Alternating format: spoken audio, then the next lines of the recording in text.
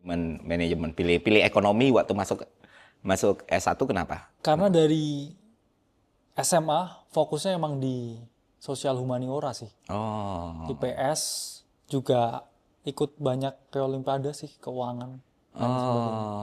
Jadi emang passionate di situ. Passionate banget tentang uang ya dari dulu. Cuman nggak pernah sadar kalau memang hidup tuh butuh uang dulu.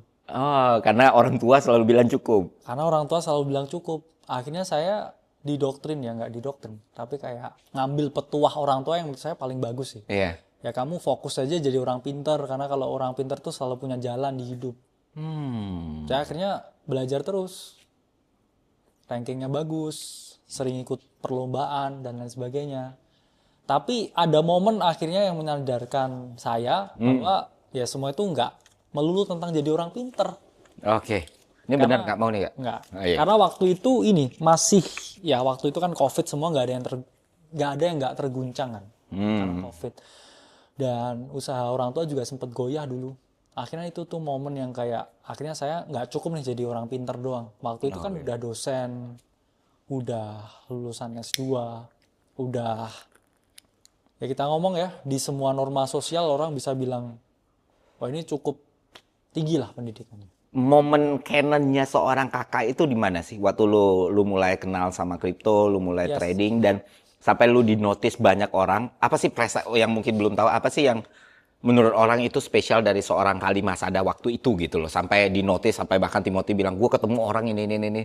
Apa yang lu lakukan di dunia itu sebenarnya? Ya sebenarnya dari momen bangkitnya sih Gimana tuh? Bang Ferry. Jadi awalnya memang saya orang yang ngerasa bahwa hidup ini cukup pintar aja nih. Iya. Saya ngerasa orang tua saya mampu karena backgroundnya dulu memang orang tua tuh awalnya benar-benar mulai dari nol.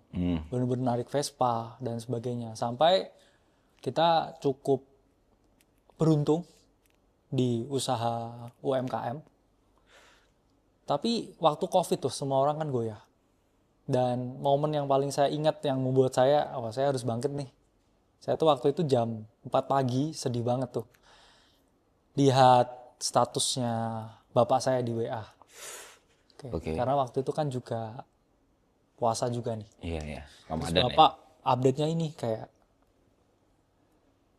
paling enak nih kalau misalkan buka puasa pakai rasa-rasa gitu. Kayak rasa rendang, rasa soto gitu. Cuman mie instan. Di situ yang saya ngerasa kayak selama ini, wah kita kayaknya mampu nih.